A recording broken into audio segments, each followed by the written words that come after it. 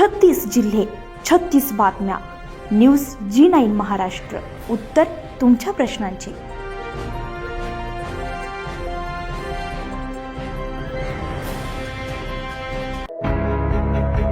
बोदवड विधी सेवा प्राधिकरणाचा आणि बोदवड न्यायालय यांच्या संयुक्त विद्यमानानं बोदवड येथील दिवाणी आणि फौजदारी न्यायालयामध्ये जागतिक न्याय दिनाच्या कार्यक्रमाचं आयोजन करण्यात आलं. यावेळी ॲडव्होकेट अर्जुन पाटील, अध्यक्ष बोदवड तालुका वकील संघ यांनी संबोधन केलंय की सामाजिक विषमता नष्ट करण्यासाठी सामाजिक न्याय दिवस हा दरवर्षी 20 फेब्रुवारीला साजरा केला जातो.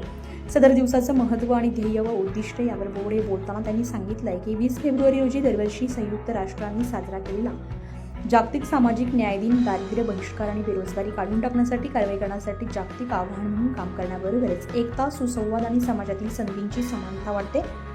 सर्व नागरिकांसाठी निष्पक्षता आणि समानता वाढविण्यासाठी 20 फेब्रुवारी रोजी जागतिक सामाजिक न्याय दिन साजरा केला जातो.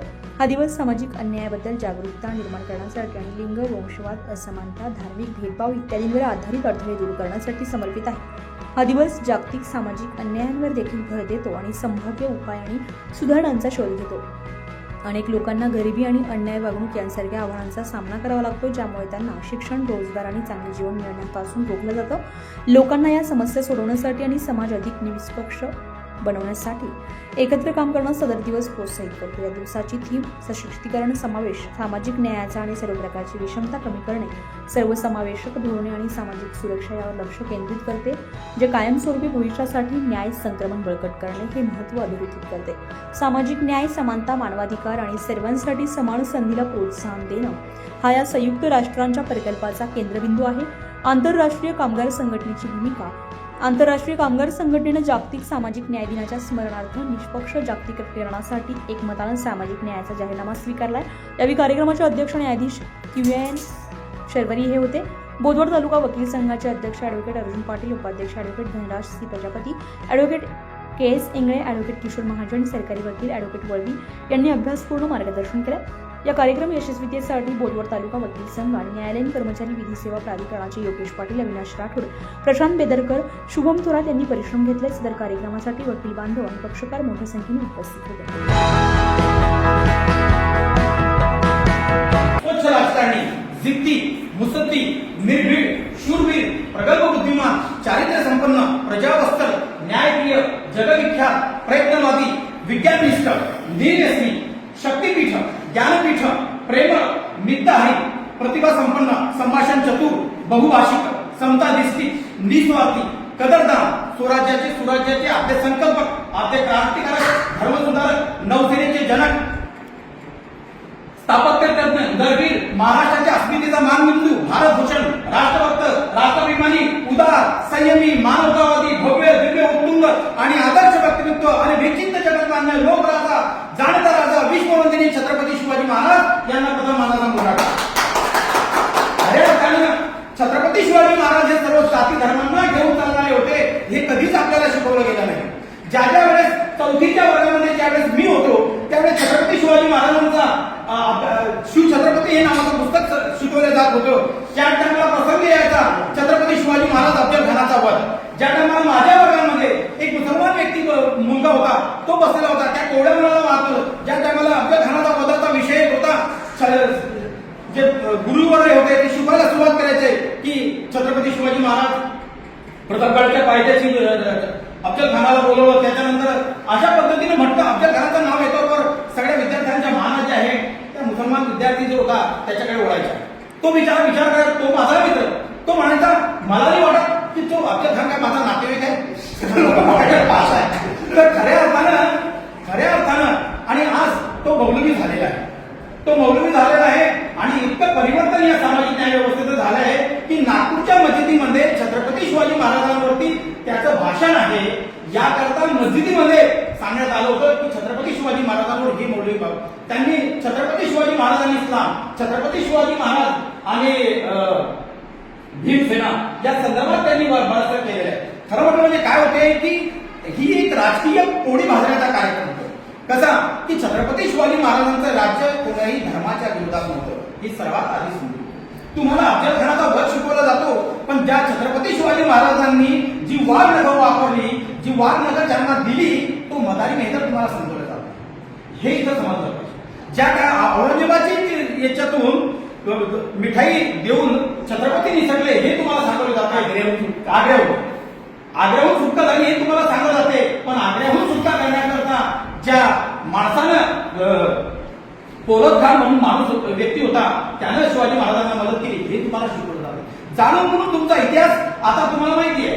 महाराजांच्या पुतळ्याचं इथं महाराष्ट्रामध्ये उद्घाटन झालं होतं. पंतप्रधान नरेंद्र मोदी आले होते. नौसेनेच्या याच्यामध्ये त्यांनी केलं होतं. नंतर तो कालावधी तो पुतळा पडला की आणि बऱ्याच महाराष्ट्रामध्ये त्याचं बाधन झालं. तर नौसेनेचे जनक म्हणून छत्रपती शिवाजी महाराजांना समजलं जाते. परंतु त्याच वेळेस तुम्हाला अयूब खान हा शिकवला जाते तो दर्या सारी होता. छत्रपती शिवाजी महाराजांच्या नौदलाचा प्रमुख जो होता तो हा माणूस होता अयूब खान. हे तुम्हाला शिकवलं. तो फळा प्रमुख कुबेर खान होता हे तुम्हाला शिकवलं जात नाही.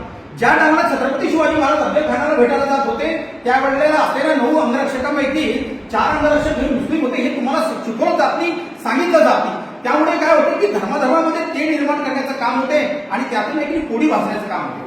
तर हे तुम्हाला ही जी न्याय व्यवस्था आहे ही समजवली पाहिजे ही लक्षात आणली पाहिजे. एक प्रसंग रायगडाचा सांगतो की ज्यावेळेस रायगडाच्या उद्घाटनाला सुरुवात होत होती भव्य दिव्य जो राज्याभिषेक होता तो होणार होता आणि त्याच वेळेस त्यांनी त्या रायगडावर रायरेश्वरी या महादेवाच्या मंदिराचं उद्घाटन होणार होतं. त्याच्याकरता रायरेश्वरीचे जे पिंड आहे ते रायरेश्वरीची पिंड आणलेली होती, त्या मूर्ती आणलेली होती आणि ती आणत होते. 4 जे खानेकरी असतात जे डोली घेऊन जातात ते महाल ते आणत आणि त्यावेळेस जे भटजी होते त्यांनी सांगितलं महाराज अपशकुन झाला, बिघाड झाला. काय तर म्हणजे हे जे बिचारे शूद्र लोक आहे हे पिंड ते याच्या खानेकरी झालेले आहे. तर त्यावेळेस पहा अरे त्यांचा सुद्धा या स्वराज्याच्या याच्यामध्ये फार मोठं मोलाचं योगदान आहे. त्यांचा सुद्धा योगदान याच्यामध्ये व्हायला पाहिजे आणि ह्या विचार करून छत्रपती शिवाजी महाराजांनी रायरेश्वराच्या मूर्तीची स्थापना त्या म्हणजे आपल्या जय भीम असणाऱ्या त्या माणसांकडून केली. म्हणजे पहिल्यांदा लक्षात घ्या की छत्रपतींचं जे स्वराज्य होतं किंवा राज्य होतं ते कोणत्याही एका जाती धर्माकरता नव्हतं, कोणत्याही एका व्यक्तीकरता नव्हतं. सामाजिक न्याय जो आहे हा तिथून सर्वांना मिळला होता, सर्वांना दिला जात होता. म्हणून तुम्ही हे सगळं अभ्यास करत असताना तुम्ही इतिहास वाचला पाहिजे.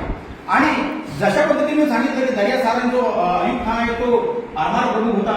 त्याच्यानंतर घोडदळाचा कुबेर याचं सांगितलं मी तुम्हाला जिथं आग्र्याचे इथून हे करताना तुम्हाला सुटका करताना घोडदळ प्रमुख जे होते ते मुसलमान होते. तर हे तुम्ही समजून घेतलं पाहिजे की निव्वळ एखाद्या छत्रपती हिंदवी स्वराज्य आता खरं म्हटलं म्हणजे हिंदवी स्वराज्य म्हणजे काय तर हा पण एक अभ्यासाचा विषय आहे. हिंदू ही जात नाही, एक परिभाषा आहे. या महाराष्ट्राच्या सिंधू नदी सिंधू हिंदू आलं, हिंदू झालं ते या परिसरामध्ये राहणारे जे लोक होते ते हिंदू लोक होते.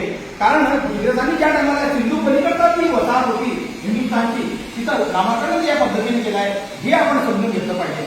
आणि म्हणूनच तुम्ही या सामाजिक न्याय तत्वाचा तो विषय आहे जे मॅडमांनी सांगितले की 95ला बैठक झाली हे का गरज पडली. प्रत्येक व्यक्ती या देशामध्ये समान आहे. इक्वॅलिटी बिफोर आर्टिकल 14 आहे इक्वॅलिटी बिफोर लॉ. आपल्याला घटनाक्रम 19 मध्ये 6 स्वातंत्र्य दिलेली आहे. पण हे सगळं असताना सामाजिक न्याय का. जगामध्ये फक्त एकमेव असा देश आहे भारत ज्या देशामध्ये तुम्हाला जन्म झाला याचा गर्वान्वित व्हायला पाहिजे. कारण या देशामध्ये जगातल्या कोणत्याही देशामध्ये एवढे जाती धर्म पंथ नसतील. अनेकांमध्ये एकता असणारा जर देश असेल तर तो आपला भारत देश. आपल्या विविध ठिकाणी जसं सांगितलं की बोली भाषा ही 8 किलोमीटरवर बदलते, त्याच्यानंतर खानपान बदलते. अशी विविधता असतानाही या सर्व समाजांना लोकांना न्याय दिला गेला पाहिजे. हा याचा कार्यकर्तृत्व आणि उद्दिष्ट आहे. जे रिझर्वेशन जे आहे बाबासाहेबांच्या प्रयत्नामुळे आपल्याला मिळालेलं आहे. छत्रपती शाहूंनी ते त्यांच्या याच्यामध्ये 50% आरक्षण दिलेलं होतं.